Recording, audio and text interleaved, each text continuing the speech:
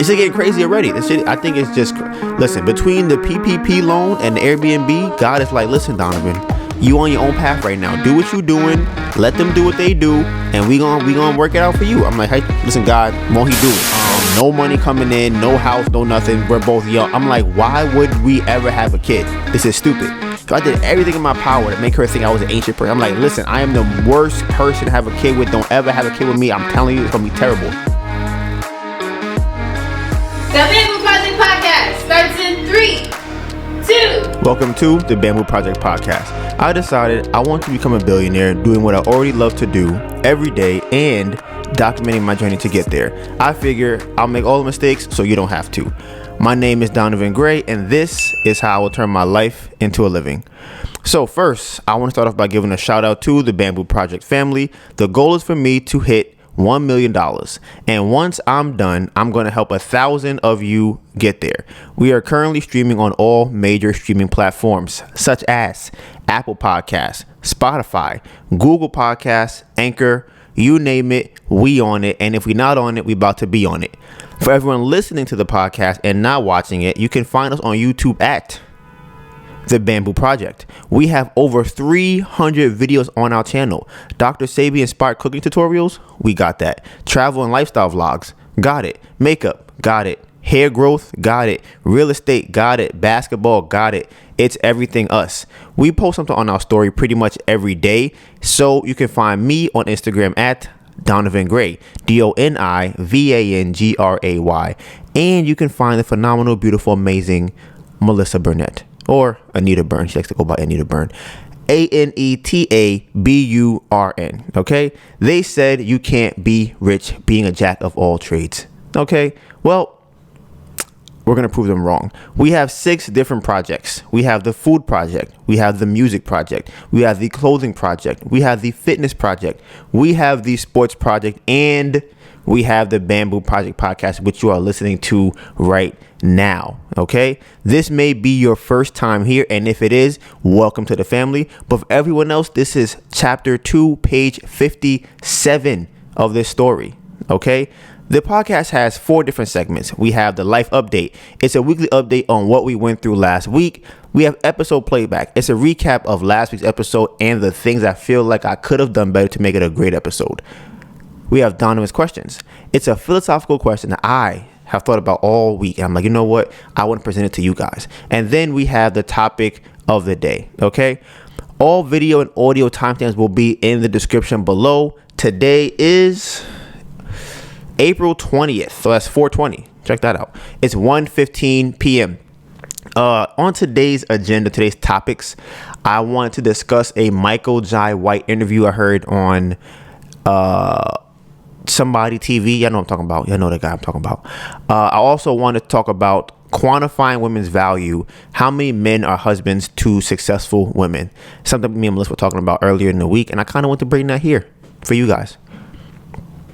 And the documentary on fish and we can't eat nothing. I'm gonna come back to that. I'm gonna explain that later. Okay, the first thing I want to start off with today is a revelation that I think I have had in the past week. It is pertaining to my beautiful, phenomenal, amazing, gorgeous girlfriend. And the reason I wanted to bring this up on the podcast is because I personally feel like the only problem that Melissa and I have in our relationship is anxiety. And I've always said, I'm like, that was kind of like the demon in a relationship. Like, how do we figure this out? It's causing problems everywhere we look. There's this issue with you're anxious about this and how you act when you're anxious and how it's affecting us and you and me and family and everything else, right? And I'm just like, what is the solution for this? And we try different things, like, okay, let's try and say a certain word so that you know you're being anxious, or let's try and work on anxiety and let's try to look up things to kind of solve whatever's causing you anxiety, you know, meditating, eating better, exercising, things like that. And they work to some degree, but I felt like a lot of the problems were still happening. So we watched a video recently on YouTube, and the video was about skin picking and like pulling your eyelashes off, right? Things like that. And for me, when I see those kind of behaviors, I always think of it as like a person usually this is how I look at it. A person inherently does not like themselves, so they are abusing themselves on a very small scale. It's almost like a form of I don't know if it's sadist or masochist. I don't know which one is self-harm, but I feel like it's a form of that. Like if you're picking at your skin, your face, you just kind of want to be perfect, and you see like a mark, you want to pick it. It doesn't get better, so you pick it more, and you try to pick another mark to make that one go away. And then when you finally stop, you're like marks all over your body. You done bit your nails off, you pulled your hair out, your eyelashes off, you did all types of crazy stuff because you were trying to make yourself. You were trying to feel comfortable with how you look. So that's how I always viewed the anxiety with Melissa, is something like that. Now, watching the video, I saw a trend from what the lady was talking about, because another problem I feel like Melissa has is, we talked about this, I think maybe 2 or 3 weeks ago on the podcast, when I asked about putting the dishes, putting the drain from the toilet, not the toilet, putting the drain from the tub in the dishwasher. And Melissa kind of like short-circuited. And the reason I think that is because she was thinking about how to make me or convince me not to do that. She's like, I don't want you to put that in there, and I know you're going to do it, and I don't know what to say to make you not do it. And it was a big thing to me because I feel like her brain almost like shut down. She like started crying. It was almost like she was traumatized by, like, it was almost like she was being abused. And I'm like, I don't know. I don't think this should be something that turns into that. So watching the video, the lady was saying that the reason that people pick and do different things like that, one of the reasons is it's kind of a comfort thing, right? It makes them feel comfortable. They don't have to really think about whatever is going on in their mind or in their life. It takes their brain off of that. And my solution for that in the past has always been, don't do that, because what you want to do is you want to address the problem that you are thinking about. The more things in your brain that you address, the less anxiety or stress you're going to have. An example of that would be, for me, when I was growing up, I'm like, I didn't like my teeth. And I know people will be like, you know what, Donovan, your teeth look like this, your hairline looks like that, and you're skinny. These are 3 things that people would say, and I have big lips, right?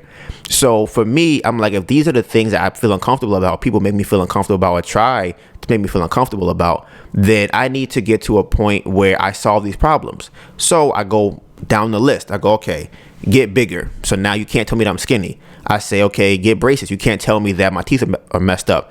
You tell me that I'm ugly because of my lips. I'm like, well, I'm still able to get girls with my lips. So that obviously is not true. So that's how I kind of approach these situations. Is like, when you have an anxiety or you have a problem that you're always stressing about, solve those problems so that they're not actually problems anymore.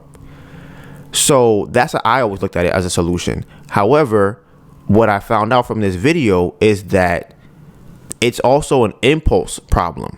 It's more so an impulse problem. And I think the fact that she used that word, it kind of resonated with me, because I definitely see how that falls into line with when Melissa feels anxious, because there were times I'm like, I can see that your body is trying to do something and you're trying to like fight it from doing that thing, and your eyebrow starts twitching, her head starts scratching her head, or she's like, her body starts like jittering, and I'm like, I don't know, I don't feel like you should have this reaction to what's going on, because normally things aren't that big of a deal, so I don't think this should be your response. So watching the video, I'm like, that's what it is. It's an impulse problem. It's not even an anxiety problem, because even when we were in Philadelphia the last couple of weeks, I'm like, I don't like, because it never really felt right to say like, okay, anxiety is a problem, because to say anxiety is a problem is to mean to get rid of it, and you can't get rid of anxiety because it's a feeling that you have. And I've learned from myself, because I've tried these different things, you cannot control your feelings. It's impossible. You can't control it. You can only control how you react once you have the feeling. The feelings are going to come whether you want them to or not. It's almost like saying, if I stab you and you feel pain, you can't make yourself not feel the pain. You could not react to the pain, but your body is going to feel it. So somebody else might get stabbed and sit there and look at you. They still feel it. They're just not going to scream and yell. They're probably still going to bleed, but they're not going to have the same reaction. So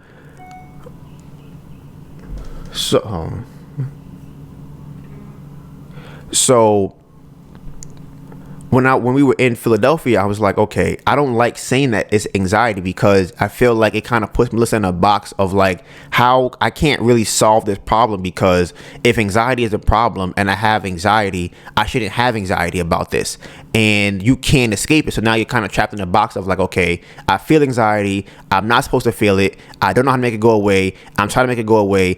Now I have anxiety about not making it go away, and it just becomes bigger and worse. So when I realized it's more of an impulse problem, it's more so how you deal with the anxiety once you have it. So once you actually feel anxious, it's like, okay, recognize that you feel anxious and then be able to act accordingly to whatever is happening in the situation, right? And then when I thought about it, I realized that the impulse problem, it transcends all outside of just anxiety. So Melissa gets scared, if Melissa gets upset, because I just kind of put it all into anxiety, because her body would act the same way when she was having these large feelings. If she was angry, she would kind of like I always, in my brain, I always pictured as like being electrified. Like her body would just kind of shake a little bit. If she was really sad, she would do the same thing. Or if she's anxious, it'd be the same reaction. So to me, I always put that as anxiety. However, I think it's more so of an impulse of like, I want to do this thing, but I can't do the thing. So her body is fighting with the fact that she wants to do that thing. Does that sound true at all? I don't want to. What when you say do a thing, like what thing are you talking about?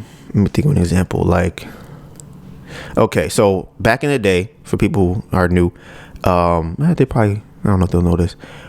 Melissa used to be very uncomfortable if we were outside and I took pictures of her.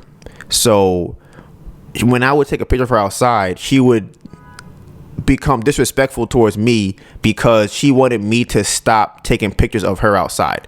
So in the moment of me taking a picture, you can't make me stop taking a picture. So your body is like, I want to make this stop happening, but I don't want to like explode.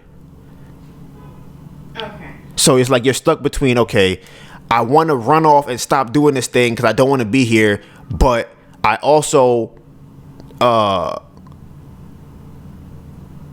on, what's the opposite of that one? You want to your body wants to run off and do something, whatever, but you're like, okay, I want to not do that. I don't want to look crazy by just taking off and running down the street, but that's what I really want to do. So now I'm stuck between, okay, I want to run, don't run. I want to run, don't run. I want to run, don't run. And it's like, you just stop moving. So I think that I'm applying that to like, if you get sad about something that happens, I feel like it's the same thing where it's like you want to bust out in tears or scream or whatever the case might be. Let's say if I don't know, if something I made you that might be sad, I'm trying to think of an example that I've done that would make you sad. That would make me sad? Yeah, that I've done. Whatever that is probably that. Whatever you're thinking is probably that one. You should probably say that one. I can't think of like exact words, sometimes the things you say. Okay, so so sometimes things I say, I think that you want to have a certain reaction to it, and you are fighting that reaction.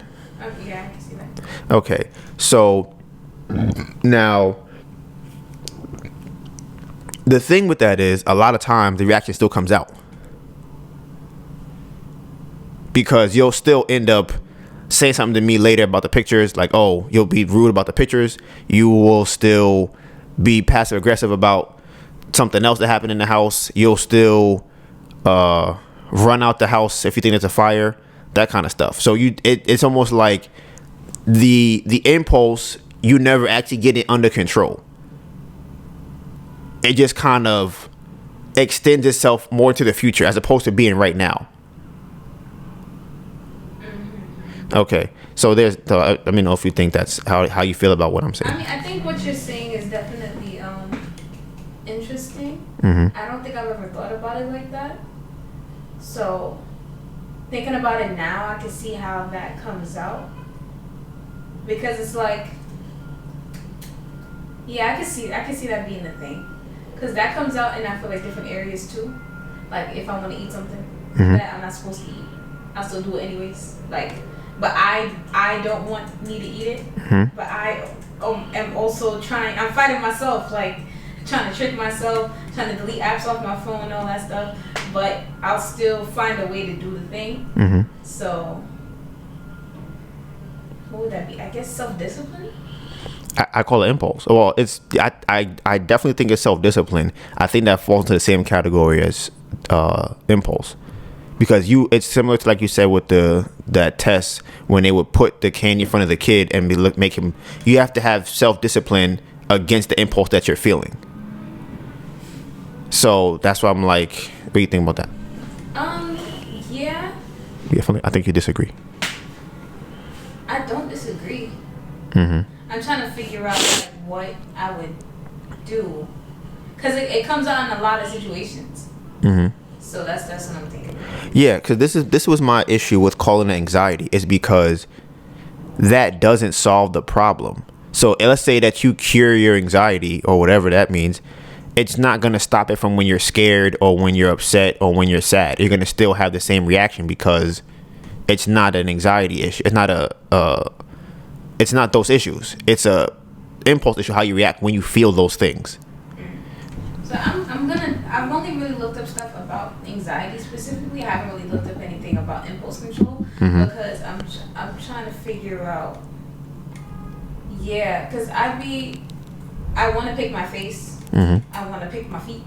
I want to pick a lot of things, and I try not to. I noticed that what helps is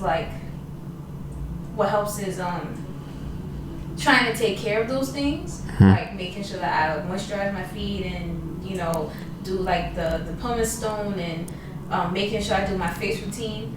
Like, I don't know if you notice, I keep touching my face. I'm trying not to. Oh, now I didn't. Yes, I am. I'm touching my face because I feel like I guess I'm blackhead or something. But I'm trying not to. I try not to touch things with my nails. I try to touch it with the palms of my fingers instead, so that it doesn't cause any damage when I do touch it. It's like I have to be very conscious of these things. And like you said, it gets delayed because I'm trying to fix the thing, but I don't know how. Mm-hmm. Yeah, and like I said, I didn't come around to that part either yet, where with the picking, and because your nails aren't as long as they were before, so I don't know if you can pick as much, but now you bite your nails. So I think that I forgot when it was. We were doing something in the house, and I was like, you're gonna end up biting your nails. I think we're in the bed, and the reason that I say those things is because to kind of point out to the fact that it's physically hard to not bite your nails, because you will want to bite them. You could tell yourself, I'm not gonna bite them. You could try not to bite them, but it calms you down to bite them. So your body's gonna naturally want to do that. See, I don't know. I can't think of a time when I've completely taken care of myself like consistently. So what I mean by that is like constantly having my nails done, filed, manicured, in addition to constantly doing my facial routine and exfoliating and all that stuff, in addition to moisturizing my body and all that stuff. And I'm like, it's kind of a lot of work, and that's how I see it. But I noticed that I don't like when I don't like feeling like texture or seeing imperfections. Yeah, but this is my thing. I think you're narrowing it down to just your self-care in terms of taking care of your body, but I don't think that that's going to change your impulse if a bird walks by.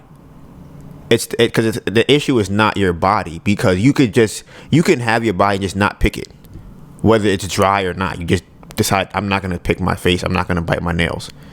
Yeah. It's not like, okay, taking care of it may help to lessen the amount that you do those things, but when you took care of your nails, you would still pick on your body. So it's like, and then if you moisturize, you would find the one spot anywhere and be like, okay, I found one. Because it's not about the self-care part. It's about the impulse of like, I felt this, I have to get it. Like, I felt it once, I have to get it off. And that's the impulse of where it's like, I need to do this thing.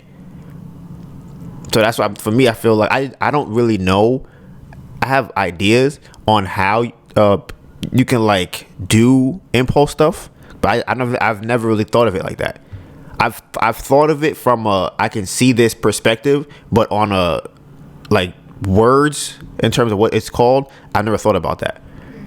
because I've always said like, okay, you got to have self-discipline. Like this is got to be able to stop doing that.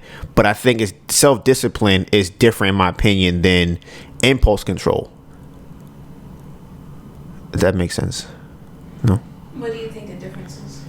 Like, I think self-discipline, people think of it like I'm going to like meditate and I will be fine.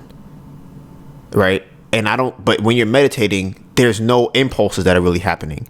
So you're not actually controlling the time when you have the impulses. Unless Donovan is there. Right. But that's what I'm saying. So that now I'd have to like try to do something to and what I'm referring to is when I would try to meditate before, Donovan would play rock music, or he would do something else. I don't know if he would touch me. I don't think he would touch me. I think you would more so either say something, play music, or something. I think I'd walk around and just put my hand near you. Yeah, that's what you would do. Yeah.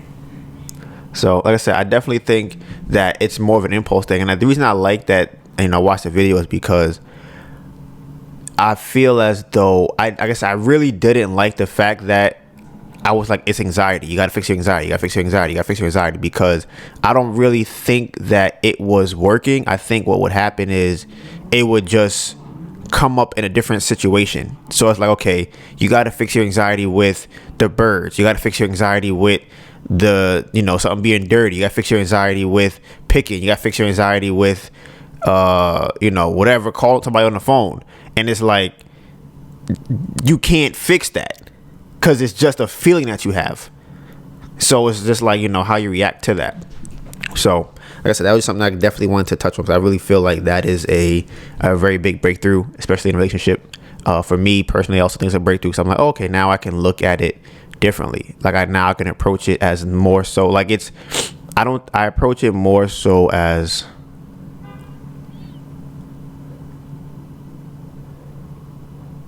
something you didn't know was there, as opposed to anxiety, I feel like. So, but yeah, so there's that. Anything else you want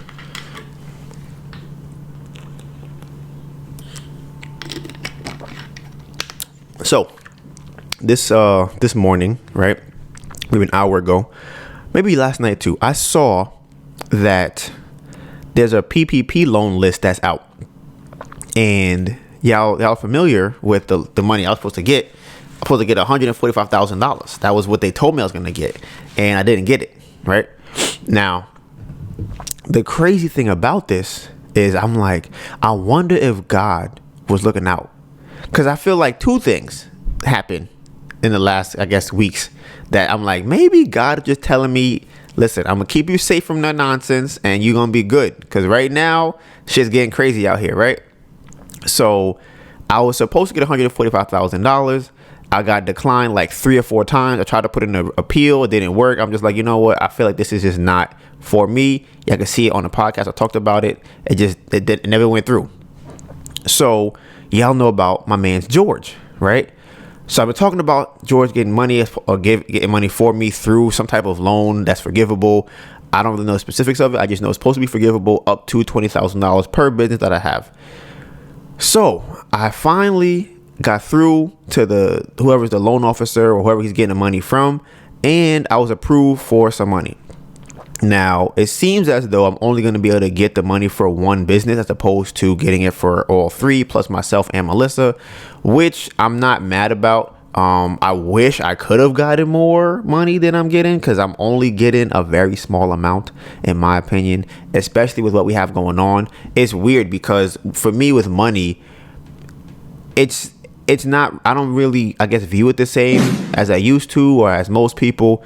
I look at money now as just it's like a thing to exchange with other people, if that makes sense. That's how I look at it.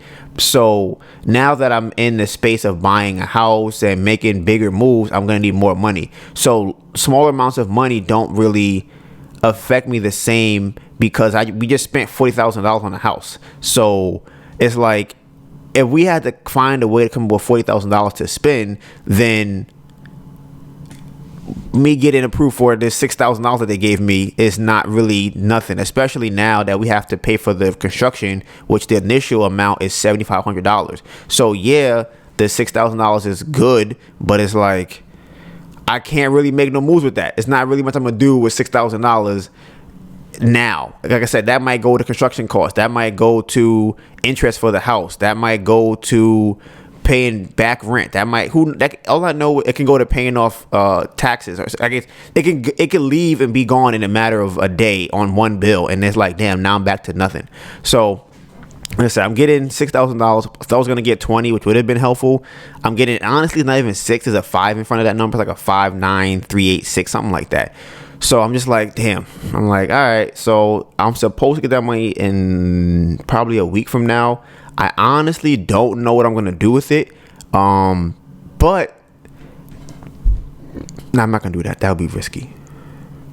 So y'all know Dogecoin. Y'all know how Dogecoin is, right? Y'all understand. If y'all been here for a while, y'all know the escapades I went through with Dogecoin on the podcast. How I was up, I was down, I was up, and then I was down. I was down, and then I made a mistake by taking the money out, and I went even lower, and I lost. There was bad decision making, right? So I had decided around that time, like, yo, you know what I'm gonna do? I'm gonna leave the money in there, because I think at that point it was probably like $300, $400, right? And I'm like, I don't need $300, so I'm like, maybe it goes back up and I can make my money back. Well, over the last week, I think it went up like 200%.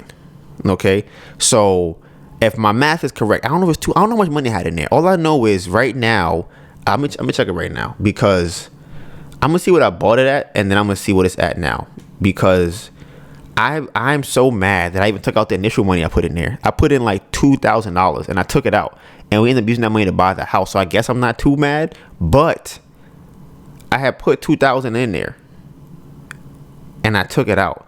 Right now, I'm up 382% on Dodge, right? So my total return is $1,700. And I put in, how much did I put in? I think I bought it at 1,000. No, I think I bought it less than that. I'm gonna check right now. Let me see what this says. When I bought it, I got it at 4 cents. Wow, that's crazy. I got it at 4 cents. It's currently at 36 cents.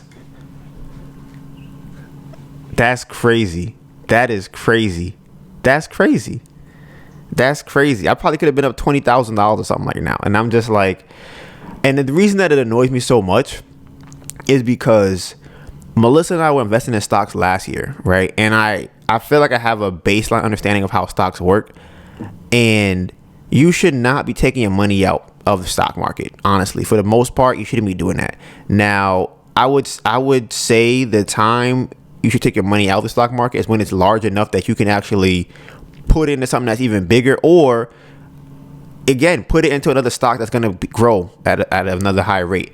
But taking it out to like have $1,000, $2,000 is nothing. Like, it's really not going to really do much, unless, again, like I said, depending on where you are in your life. Right now, $1,000 for me is not going to change my life one way or the other.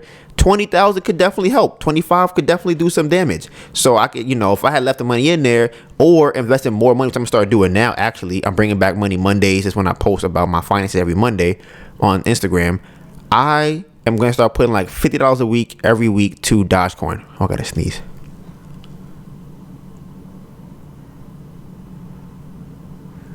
Excuse me. So I was doing that before with Bitcoin, and I made some money in Bitcoin. And mind you, Bitcoin does not grow as fast as these other cryptocurrencies. So I'm like, if I'm putting $50 away every week to this, and I don't even care what happens to it, I'm like, yo, because between now, let's say this is April, between now and let's say August, shit might go down to 1 cent, right? But I believe that over the next 2, 3, 4, 5 years, it's gonna go up another 400%. Think about what Bitcoin was at when you first got it. Imagine if you get Dogecoin at 0.2 cents. Right now it's at 40 cents. Imagine you get Dogecoin right at 40 cents and it goes up to $25,000, which is half of what Bitcoin is at right now. Honestly, it's a third. Like, you know what kind of return that is? That's ridiculous. Like, it's insane. So I'm like, even if I lose $4,000 over the next year in cryptocurrency, the ceiling is so much higher that I'm like, I believe that it'll average out to me making more money in the long run. And then when I actually have a large amount of money, now I can make some moves. You know, maybe I have $125,000 or $340,000 saved up. What happened? Oh. So, like I said, I'm just kind of like, I'm excited. I think it's funny because I have, I think there's like 3 people I talk to. There's Claudia, there is Matt, and I think Tim invested in Doge or Doge. I don't know how to pronounce it. And I don't know if they took it out or not. I know Matt got out and he was going to put me onto it. He got out and he had some money in it. I think Tim took his money out too. And I don't know if Claudia took her money out, because I know she puts a good amount of money in there. So she might be eating right now. I'm going to have to ask her, because she's crazy. I'm just like, the amount of money that, bro, I know this dude on Twitter I went to school with, he's up like $10,000-$15,000. It's crazy. He only put in 500. Like, think about that. You put in 500, you have 10,000-15,000. Like, that's what I'm saying. If I'm putting $50 every week, I'm gonna be fine. I'm gonna be just fine, in my opinion. And then when I get some more money, I'll donate that or invest that. But I also want to start getting back into stocks themselves, because stocks is how we got to where we are right now. So I have Fidelity, and it allows me to go and kind of look. That's funny. We have podcasts about that, like in the beginning of like last year. So it's probably like episodes 1 to like 12. We talk about using Fidelity and investing in stocks. So with that, I'm like, okay, I am definitely going to start investing in stocks, because I missed out on Square, because I was invested in Square in the beginning, and I decided to go with the airline and stocks instead, and the freaking Square like quintupled, and I'm just like, bruh. And then I went into airlines, and then we took the money out like right before we bought the house, and that shit went back up too. And I'm just like, oh my God. So I like investing in stocks. Like, I actually do enjoy it. I would be more, in my opinion, like a Bill Gates investor, as opposed to Warren Buffett. Like, I don't want to be heavy into it, but I do want to be able to put a lot of money in and make a good return based off of whatever I think is a good idea to purchase. Because I feel like my investments that I have chosen have been pretty good. I feel like I've made like good money off an investment that I looked into. So I'm gonna, see if I can do that some more. Get that bag from there. So I'm excited. Get to this money. Get to all of this bag and all of this. Listen, I feel good. I just want to have income, and that's my goal right now. Right now, I'm getting unemployment, kind of, sort of. I hope. Because I didn't get paid today, which I was supposed to. And I didn't get paid. What? Yeah, I didn't get paid today. Did you check and see if you certified? Yeah. Again? It said you certified, or it told you to? It said I certified. So it might just be late. That's what I'm thinking. I think it's going to come late. I checked last week to see. I'm like, I want to know what time I got paid last week. And I got paid Tuesday morning last week. So maybe I get paid Wednesday morning this time. Who knows? All I know is right now, I didn't get paid. So that's problematic. So, facts. And Melissa ain't getting paid for weeks because they said they ran out of money for Melissa. So I didn't know that was a thing. So they were just like, she was certified for benefits, and they were just like, yeah, do it again. And she did it again. They were like, do it again. And she did it again. They were like, okay, do it another time. And they just never gave her the money. And they were like, all right, so we're gonna have to figure it out. Maybe in 4 weeks you'll get some money. You're supposed to get it. You get some back pay and stuff. So she's not getting paid right now. I didn't get paid today, and that is the only source of income that we have, which is why I want to do the wholesaling thing. I feel like all we need is one deal, in my opinion. If we get a nice deal of like 10. If we get a nice deal of $10,000, that could hold us over for a couple of months where we don't have to really stress out too much. So I think that's what I really want to get into that. And speaking of money, so you guys are familiar with this Airbnb situation. There was an update to the Airbnb. What would you call that? What did you call that? Trilogy? No. What do you call like a story that's like unfolding? Escapade. Not that one. It's another one. Huh. I don't know what you would call it. There's a word for it. I can't think of the word. Listen, all you know is shit. Wow. Y'all know how the Airbnb story been going, right? So Bruh, come to find, I get a call the other day, right? I get a call, and I'm like, hello? What's going on? And my cousin asked me, she's like, hey, have you heard about like Airbnb being illegal in New York? And I'm like, yeah, I've heard it, but you can't really convince me that it's illegal because there's mad Airbnbs in New York. And when I was running comps to see what the other areas would charge or the other houses charge, there are other houses to check. So I'm like, it can't be that illegal. So I don't really know what that means. So it seems as though right now the law says if you have 3 or more units, if your building has 3 or more units, you cannot do Airbnb unless you are doing a shared room or a private room, which means you can only do Airbnb if you are living in the unit with the person, or another option, if you are living in the building as well. Now, here's why I think this is funny, because look at this. Huh? That makes a lot of sense. Remember I told you Ashley had an Airbnb? We Ashley. Oh yeah. We're in the building still. Wow. I didn't think about that. Wow. So yeah. So now here's the thing about that, right? Here's why it's I think it's very funny. Because they're not telling you not to do Airbnb. They're just making you so uncomfortable that you don't want to do it. Because if you have an Airbnb and you're like, I'm rent the whole building out, I'm gonna just, get that bag and just go on vacation and just buy stuff, right? They're like, no. You're gonna have to sit in there with this person that you never met before, and you're gonna have to eat the food on the same stove, go in the same fridge, sit on the same couch with this random person. They having sex, you're gonna have to be in the house with them. And I'm like, hey, who wants to do that? Especially not no adult. Maybe a kid will do that who needs some money, but it's like, how many kids do you know really have an Airbnb? Like, it's not a common thing for a kid to own a house to have Airbnb. It's not very common. So then the other option, like I said earlier, is you can be in the apartment. Now, the reason why I say that's an issue is because the current apartment has 4 units, which are all occupied right now, right? So what she would have to do is speak me to my aunt or anybody else involved in this transaction, because as you guys know, I am not. I have removed myself. I am no longer in this, right? So she would have to move into that unit. And the problem with that is you have to sacrifice your income from the unit to move in. And that could only work if she was able to cut the lease of people who are there. Now, that's going to be a problem, especially in the moratorium parallelogram. You can't just tell somebody they can't live there no more. Now they're going to be mad. They're going to be like, oh, word? Well, how about I don't pay rent and I stay here? What you going to do now? So I think it's crazy because they can't Airbnb the unit out because they're not living there. And I'm thinking if my cousin was to move into the place, they could possibly do it then. However, she's not really an owner on the lease, so I don't know if she could do it. And then it's like, yeah, this is crazy. This is crazy. I was looking it up. I was thinking like, okay, maybe they could do like have a business set up and the business will have an Airbnb, right? I looked it up.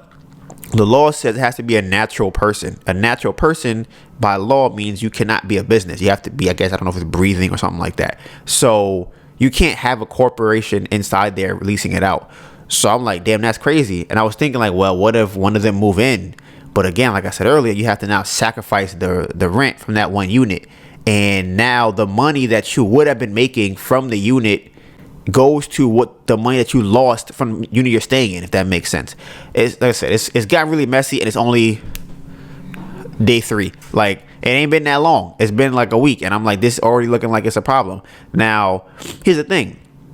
I will lend my services to some degree. I'll look it up, see what I can find, because it might benefit me to know more stuff about the Airbnb market. However, if it was my Airbnb, I would have to find a solution for this, but it's not. I'm not involved in this. I'm not getting paid for it. Again, this is what I said before. I'm not getting paid for this. So I'm checking. I'll be sleeping and looking. I'm gonna look it up. Damn, that's crazy. I ain't see nothing. So I checked, but there's no incentive for me to do it that much because it's not like this is a business I need to run. So now they're going to run it, and I'm very curious to see, because I don't know how they're going to get around this. I'm curious. I'm gonna look up probably like a couple more things, but I don't know they'd have to probably either certify as a hotel, like, and I don't know if how they could do that, because like I said, people already living there. They'd have to kick everybody out the apartment and do an Airbnb for all the units, because I think you can do that. Or have to turn the house into like a boarding house or boarding room or a lodge or something like that. So it's getting crazy already. This shit, I think it's just, listen, between the PPP loan and the Airbnb, God is like, listen, Donovan, you on your own path right now. Do what you doing. Let them do what they do, and we gonna work it out for you. I'm like, hey, listen, God, won't he do it, right? Won't he do it? Because I'm chilling right now. The only thing I said I'm working on is getting the money from Thomas, which I should get, not Thomas, from George, I should get in like 2 weeks maybe, and then AJ, which should be in about 3 weeks.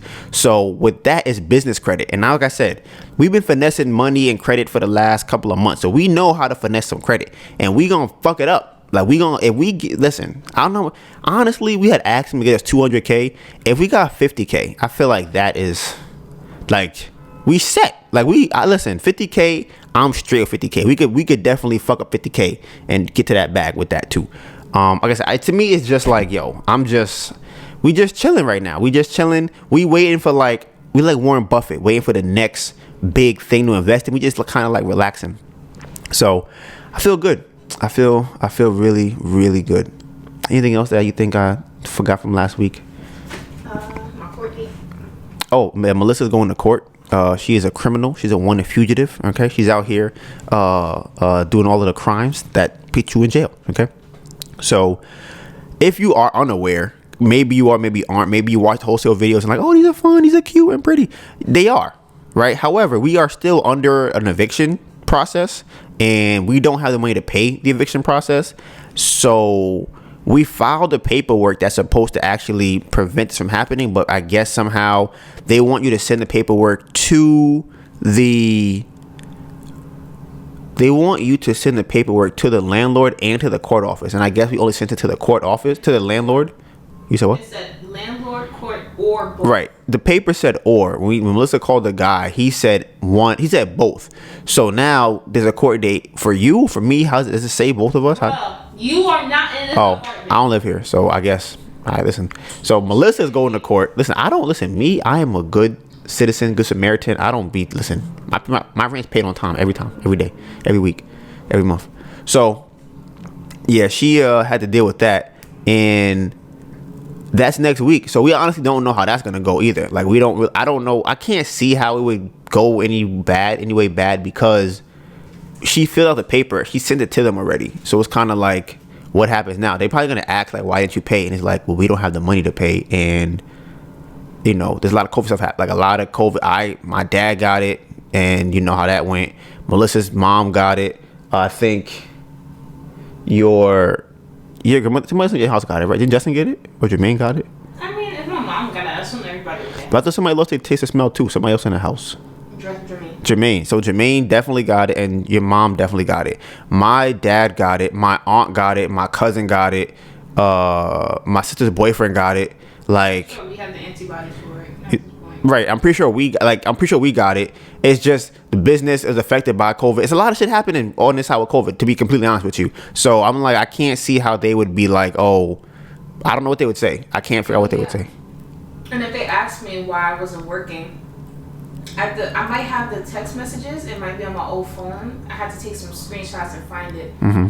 But people kept getting COVID while working at Amazon. Oh, see? That's what I'm saying. So I'm like, hopefully it is just a miscommunication, and we just kind of keep going what we're doing, because this is not something that we need right now. We're in a good path. The last two things we're looking for is the money from George, the money from AJ, and to possibly close a wholesale deal or two.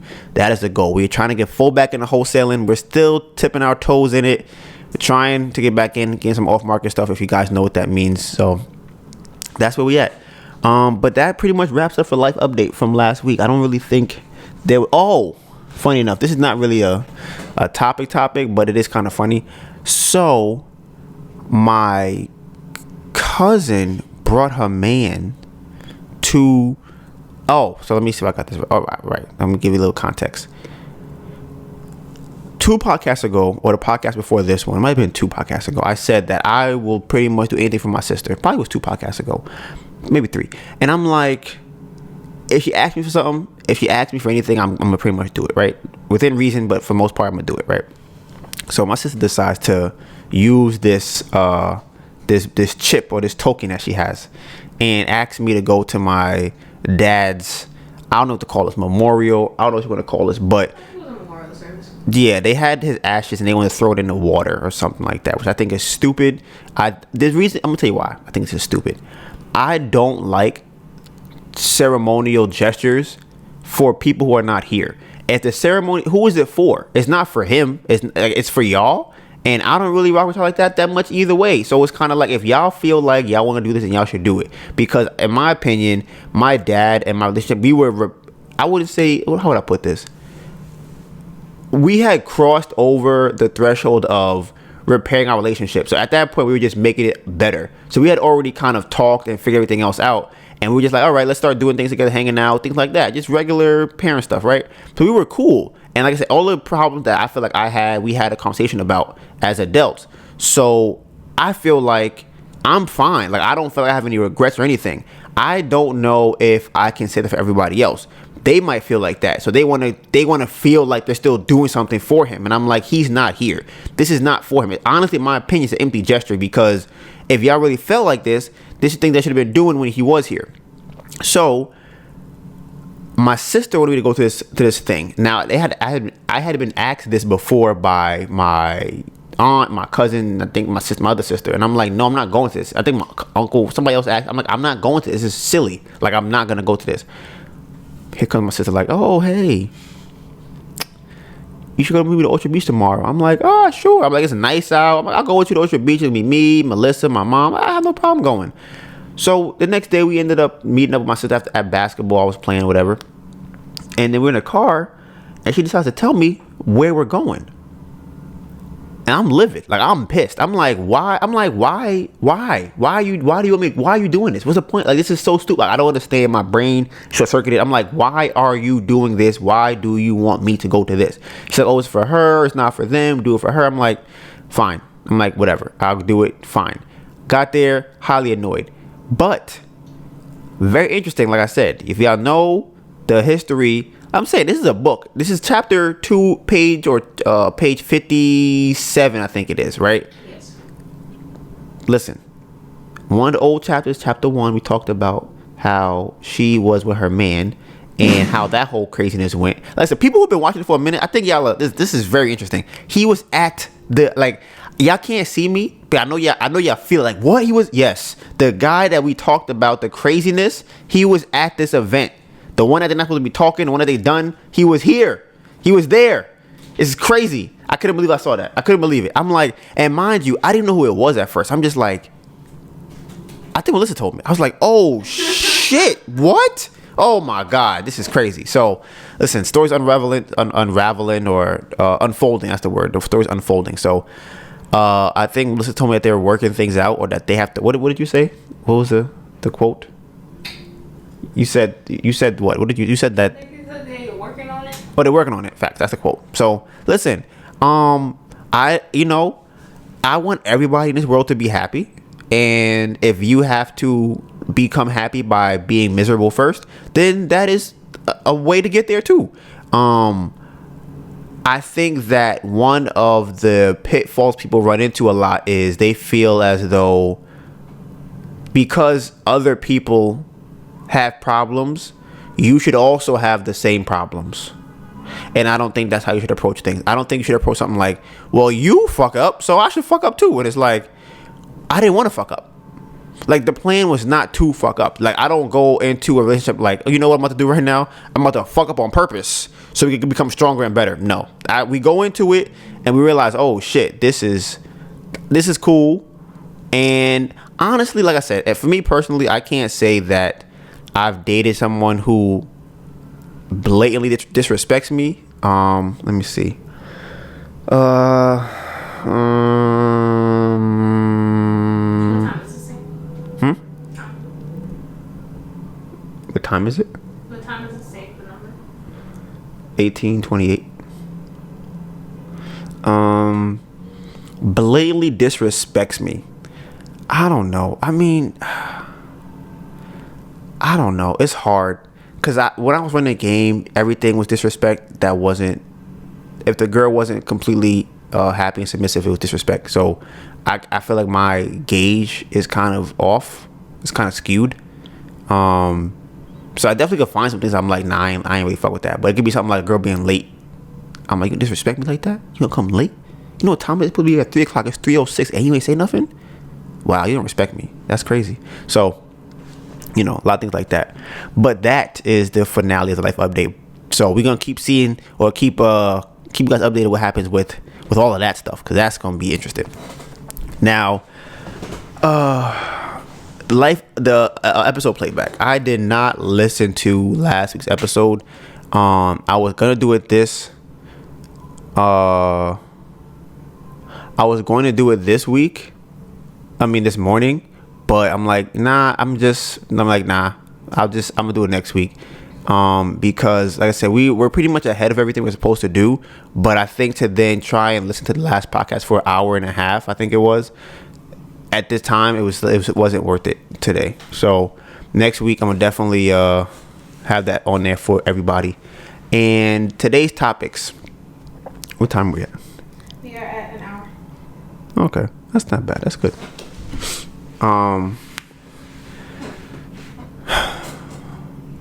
This is something we've talked about on the podcast before. And how did we get to this? Was it? Oh, it was the Joe Budden podcast with Kevin Samuels, right?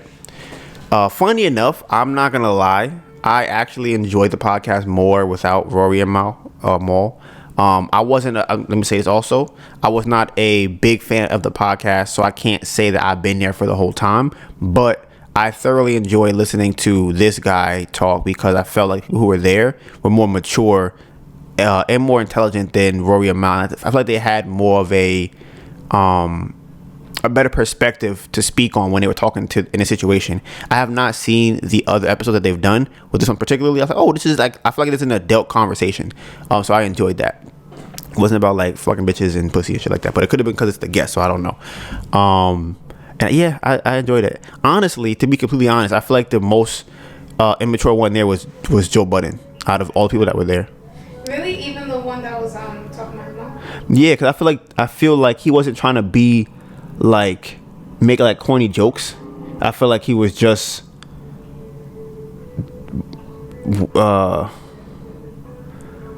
offended that the guy said that. Oh, okay, I got you. Yeah. It wasn't like he was trying to. Okay. Yeah, he wasn't like trying to be a character. Like, oh look, he was just there. Or and trying to make it entertaining. Right, exactly. So because it's the host, he's the host. I guess that's the part of it. So I understand that, but I definitely feel like I like the podcast the way it was last week.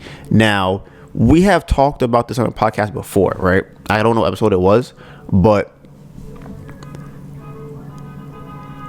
the thing about women, in my opinion, is that it's very hard to quantify a woman's value. And whenever you quantify a woman's value, I feel like, or when people try to quantify it, they will compare it to what men do. And I don't think that what women do or how they're valued is based off of the same thing that men do and what men find to be valuable. And one of the things I say about this is, an example is, every super successful man that I know, that I can think of, has a wife, right? There's a woman there, like all the time. It's very few and far between. I can't really think of any, honestly, where there is no wife. You want to go with Jay-Z, Kevin Hart. You want to go with Warren Buffett. You want to go with Bill Gates, Mark Zuckerberg. You want to go with Grant Cardone. Like super successful, wealthy people always have a wife. And I just think that it's crazy because I feel like that's a very important part of it. However, you don't really see the opposite. You don't see, you don't really see a lot of wealthy women with men who are not as wealthy as they are. And I feel like there's something to be said about that. I feel like the women play a very big part in what makes these successful men very successful. However, you can't necessarily say, okay, well, this wife was driving a car to all his errands, or this wife was rubbing his back when he was stressed, or his wife was there to talk to him when he was going through things, or to console him when he was stressed out about a lawsuit or something like that. There's no way to quantify that. But for the guy, you can say, well, he pays for the food, he pays for this, he bought the house. You can say he fights when there's a fight going on, he makes her feel safe. Things like, you can kind of, except for the safe one, you can kind of quantify those things, or they're tangible things.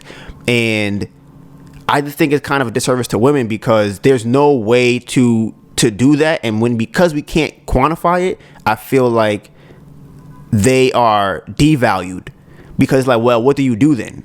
If you can't tell me what you do, then you don't do anything. And I'm really trying to think of a woman that is more successful than her man. You came up with Oprah last time. Yeah, last person I came up with was Oprah. She's one of the only women, maybe Oprah, and then what's that person's name? Britney Spears was dating that guy. Davis is married. What's her man do though? You find he's a multi-billionaire. Or not billionaire, but like. I don't know. Let's see.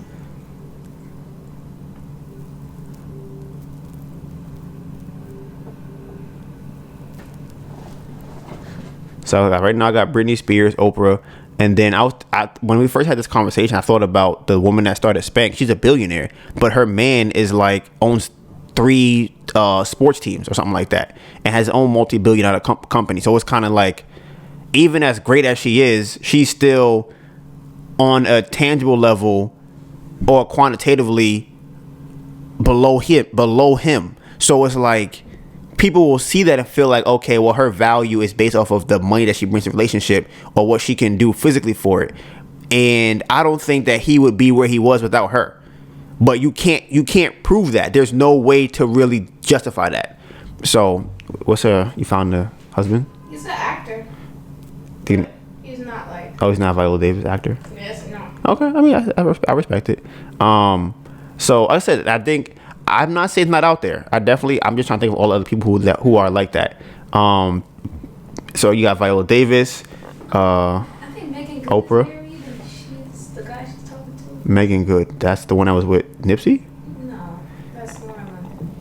Megan Good, and she's married to Kevon Franklin or something. Isn't he? I mean, I thought he was. He's a pastor. I thought he was doing pretty well for himself.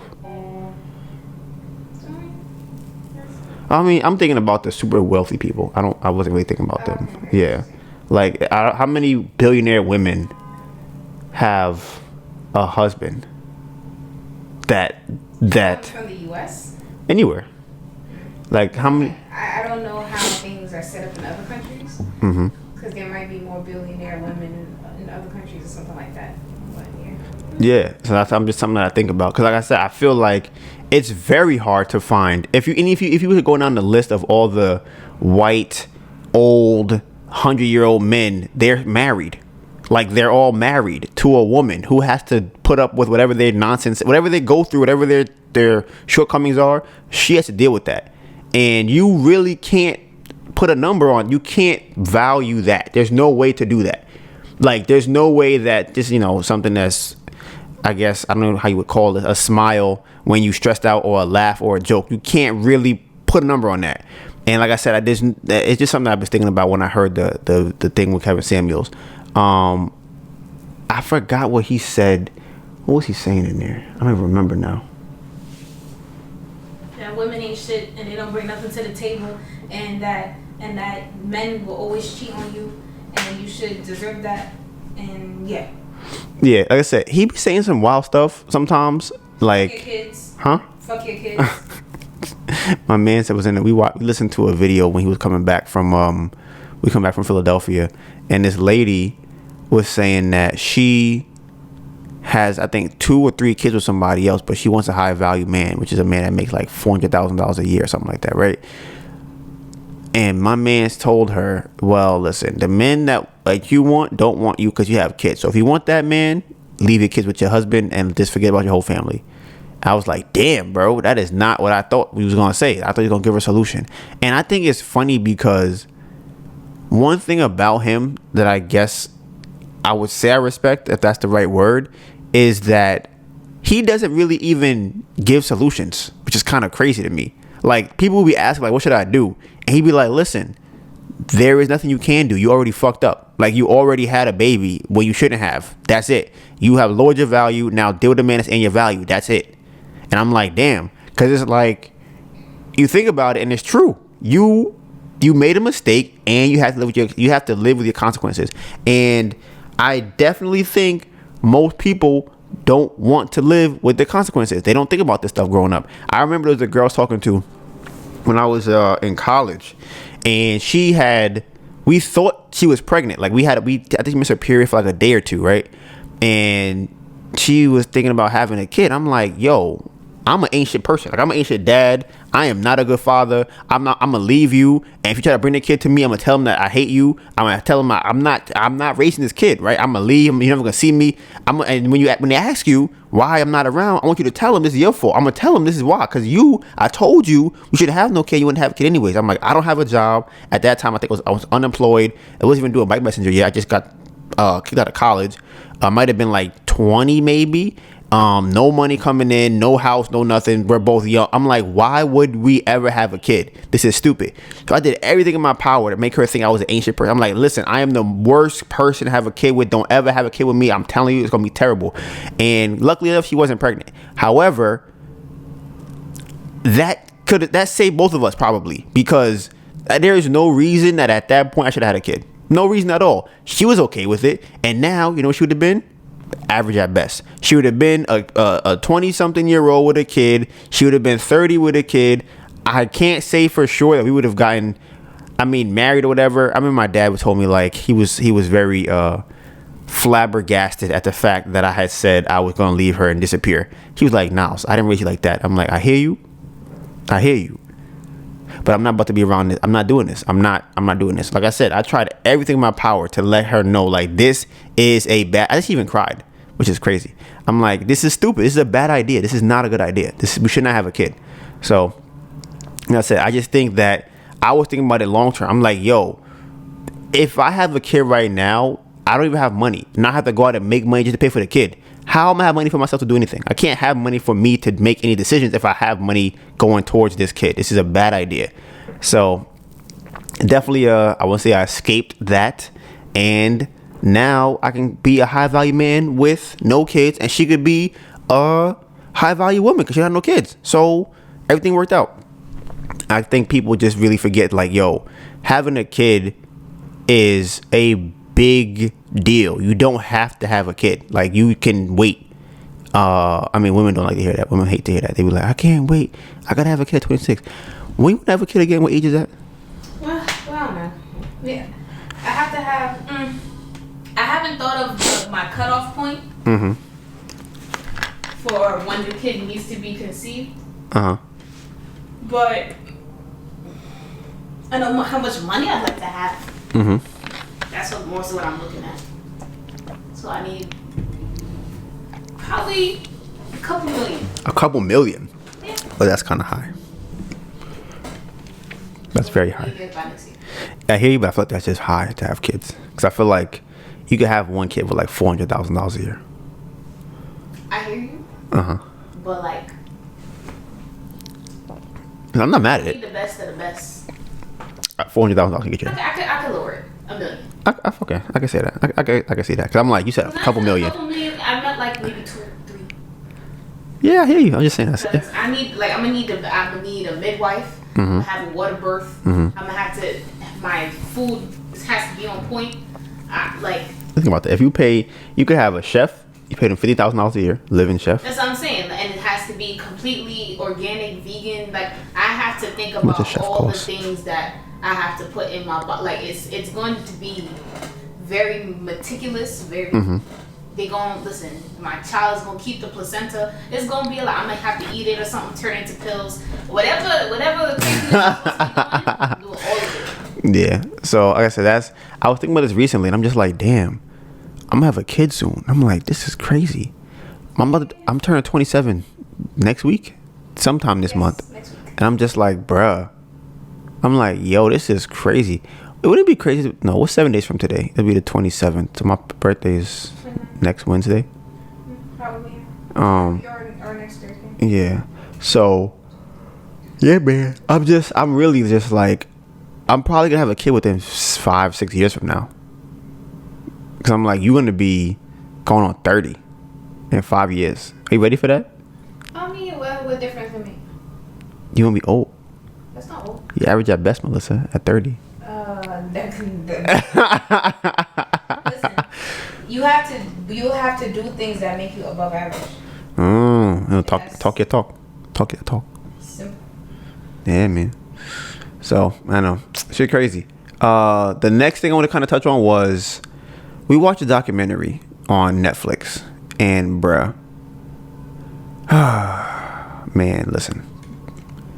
I realized that the world is fucked up, and there honestly is nothing we can do about it. We be thinking we can do things about it, like we really be trying, but if we being honest, there is really nothing we can do about it. The documentary I watched on Netflix was called Seaspiracy. Fam. They pretty much said that, I mean, they said so much things, but one of the things they said was there's a label on fish cans that says, let's say dolphin free or something like that. Dolphin safe, which means they don't kill dolphins to get those fish, right? Come to find out, you can pretty much just pay for that label, pay licensing fee to get that label on your can. So there's like no way to know if it's dolphin safe or not. They asked one of the guys who works at the company about it. He was like, yeah, there's no way we know. Like, there's no way for us to know that. And they were like, yeah, we have people go on a boat to check to see if dolphins are catched or caught during this time period. But yeah, we don't know. They're lying. We can't tell. So there probably is dolphins in there. And they probably kill them too. And I'm just like, this is crazy, right? So then, that's not even the worst part. This industry is so big that they have somehow employed slavery for this. They are kidnapping, or I guess call them kidnapping people and bringing them on the boats and beating them, throwing hot boiling water on them to wake them up in the middle of the night to fish. I'm pretty sure they're not getting any types of real food. And if I really had to guess, some of them are young boys. And come on, you know how that goes. Like, young boys on a ship with a bunch of grown men who are old, probably in their 40s, 50s, preferably from the Caucasus of Cauca. You already know it shit probably gets crazy. So I'm just like, there's nothing that we can do about it, because they were saying it's intertwined with everything else. They were saying the issue is that if we decide to, even if we stop eating all the fish, what was the solution? The solution was, one guy said, was to stop eating fish, but you would have to stop eating all animals. Right, that was the thing. So the guy was saying that for us to solve this problem, right, we have to stop eating all the fish, right? That's the only way, because any fish we eat is somehow tied into the industry of going out to mass fish, and they're killing all the fish out in the ocean. They're killing sharks. They're killing endangered species. They're fucking up the water.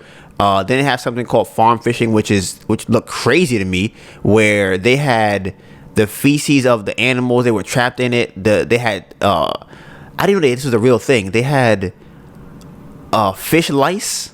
So the fish was having their skin eat off by parasites, and they would probably use it, Eaten alive. while they were alive. And I'm just like, bro, this shit is crazy. And I'm like, there's the issue is that people want to eat food. That's the issue. And the reason that's an issue is because nobody wants to work for that food. So because no one wants to work for the food is consumed at a large scale. Now, this applies to all industries, right? You're talking about, it sounds like the same as the chickens, the cows, the pigs, everything that we eat goes to the lamb. There's a documentary on every single animal that we eat and how crazy it is and how they tried to fix it, made it worse. They put them they had what they call them, farm raised or free range. You come to find out that they hate themselves and they commit suicide. The chicken jump off the cliff, all types of crazy shit. And you're like, what is happening here? And then they tell us, if you eat a chicken that had depression and you eat that, you're gonna become depressed from the chicken, bruh. Yeah, so I'm like, bruh, y'all told me y'all wasn't gonna slaughter them. Y'all stopped slaughtering them. Now you're being mean to the chicken. Chicken don't like you. Now he died depressed, and now I can eat a depressed chicken. Then you gotta deal with what was the other one they said? There was the chickens. It was the cows. The cows are farting too much. That's killing the ozone layer, bruh. It's so much craziness. So then you might think, okay, boom. Well, this is why I don't eat those animals. I eat plants, bruh. It's the same scenario. Listen, if you listen to this podcast right now, right? Just go on Wikipedia. Go on Wikipedia. 2 things I want you to look up. 2 things. That's what I want anybody to listen, watching this podcast, or listening to it. Google these 2 things and tell me if you either 1 knew this or 2 what the heck your mind was blown. Right. The first thing is called. I talked about this on the podcast before. It's called. I think it's Monsan 301. I think that's the name of it. Or is it Mon 301? So I found it. It's called Mon, MON 810. Okay. Look that shit up. Right now, also look up a company called Monsantos. Okay. And just go on Wikipedia and just read for like 3 or 4 minutes and tell me if that shit not one of the wildest things you ever seen in your life. Right now, some of the things that they do is bruh, I can't. It's so much stuff. I'm not gonna get into that now. It's just craziness. Look that up. Monsantos, the company, and Mon 810. Look those 2 things up. And the reason I'm saying this is because you may think, okay, I'm gonna eat plants to solve this problem. The minute that we decide as a community or as a country or as a world, whatever you want to call it, to only eat plants, the same things will happen to the plants. Now we're going to eat all the plants because people are not going to want to go and make the food. You're going to want to have somebody create it for you, bring it to your house, serve it for you, cook it for you. That's going to make the process a lot easier. You know what that means? We got to build machines to be able to get more plants. We got to be able to build machines to process faster plants and more plants and bigger plants. And it's like, bruh, there's never going to be a point where unless people at some point decide to go out and want to work more, which is pretty unlikely. Like, the only way this can be solved if people collectively said, I want to do more work. I want to cook my food. I want to have to wait 2 hours to eat my food every time I eat. Ain't nobody trying to do that. And it's definitely not going to be a global decision. So as long as people want their food to be quicker and don't want to put the work in, no matter whether it's plants, fish, chicken, cow, pig, whatever it is, it's going to be the same problem. It's not going to go away. So I mean, even when we were doing the food, the electric food, we found out so much stuff about plants. It's like, bruh, plants not even real no more. They're talking about plants are dying, and what they said, they're making fake plants to put in fake dirt to give us fake food.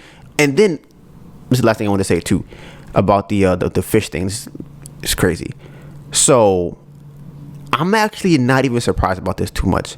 One of the main reasons that people eat fish is for the omega-3 fatty acids, right? That's what they say. Come to find out, fish don't even produce that. They don't even produce that shit, right? Actually, what happens is, according to this documentary, by the way, they get omega-3 fatty acids from algae.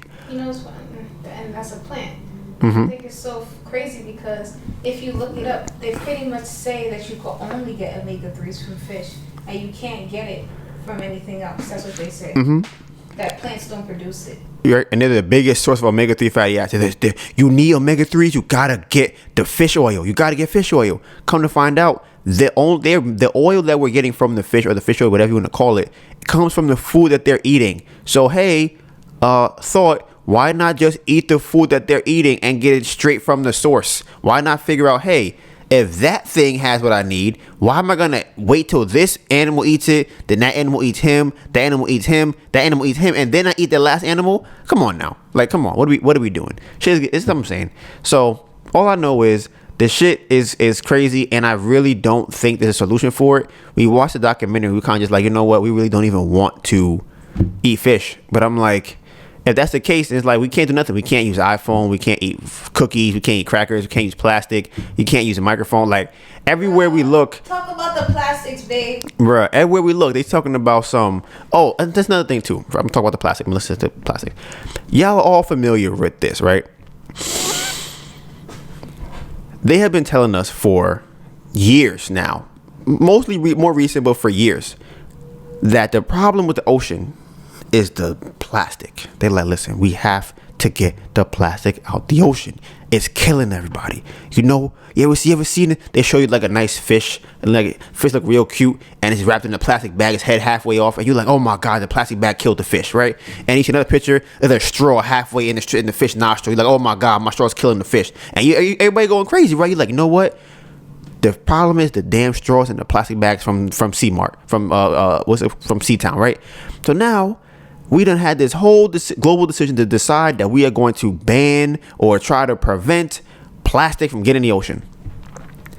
Bro, the documentary said, listen, fam, if everybody in the world, they use plastic ever again, 50% of the ocean would still be getting killed because of the damn the nets that people are using to find the fish. They're saying that the fish nets that they use are way more dangerous than the plastic that we put in the ocean because they were designed to kill fish anyways. So that means that the fish net that is thrown into the water, let's say it breaks off, they don't need it no more, to throw it away, it goes to the ocean and then it traps the fish and kills the fish. 50% of the pollution they said in the ocean, 50%, or it said 46%. 46% of the pollution in the ocean is plastic. I think it's a pollution because he said it's more than oil. Oh, I get what you're saying. Okay. They said the pollution, 50% of it, 46%, is just the nets from these people killing fish. But yet, and on the other side, they talk about plastic, they talk about oil, they talk about other stuff. Everything, straws. You know, the straws killing us. Starbucks done told us we got to have metal straws and bamboo straws and paper straws. And for what? When the nets are killing everybody, killing all the damn fish. So I'm just like, bruh, here's my rule of thumb. This is what I've learned in the last couple of years of my life, right?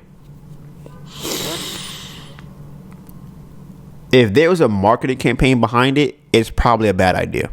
And it sounds crazy, but it's usually a bad idea. If I start to see like a national trend of we have to, I don't know, take this shot. Who knows? I don't know what that is.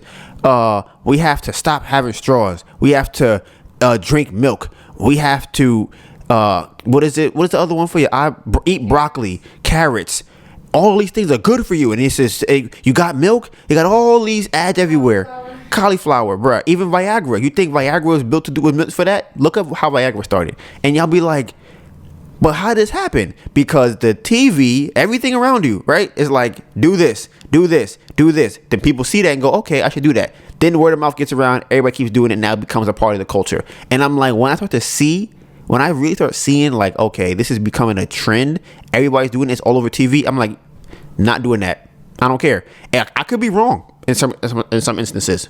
I'll take my chances, because for the most part that I've seen, when it's advertised on a mass level, it's usually paid for by somebody who wants to make money. It's not for our health. Very rarely do they advertise things for our health. Like, who's paying for that? Like, now think about it, right? What company pays for what company benefits from us being healthy? Too loud. So you know what that means? The only companies paying for these ads are the ones that don't want you to be healthy. Those are the ones paying for it. So let that sink in. Let y'all figure that out. We'll be back here next week. Y'all know how we get down on the podcast. Like I said, we'll be back here next Tuesday. We are welcoming guests between 10 and 12. You can hit me up if you're trying to come on. If you have not already, go check out our social medias. Mine is DonivanGray, DonivanGray. Melissa's Instagram is AnetaBurn, AnetaBurn.